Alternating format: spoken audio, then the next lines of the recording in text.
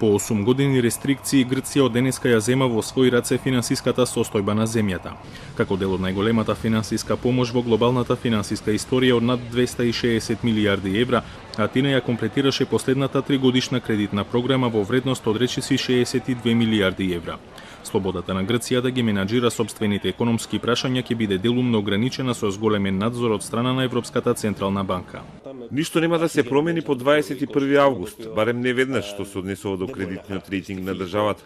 Се уште имаме камати кои не може да се сметаат како задоволителни и одржливи. Барем на долг рок и државата ќе мора да продолжи да ги исполнува своите обврски и да ја следи програмата која беше усогласена со кредиторите.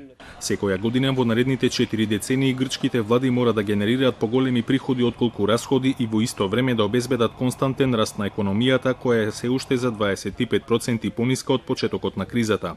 Но повеќе мора да се направи, почнувајќи од даночниот систем кој не би се нарекол пријателски. Правосудниот систем мора да носи одлуки побрзо, кои пак ќе има директно влијание на привлекувањето инвестиции.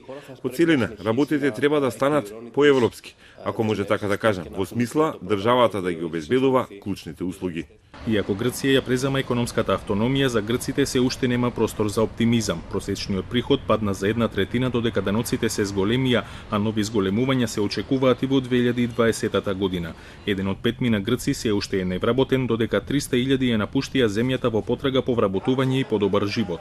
Депресивните сценарија ги подобрува туризмот кој придонесува со дури 20% од бруто домашниот производ и кој според проекциите за годинава би требало да донесе рекордни 32 милиони посетители.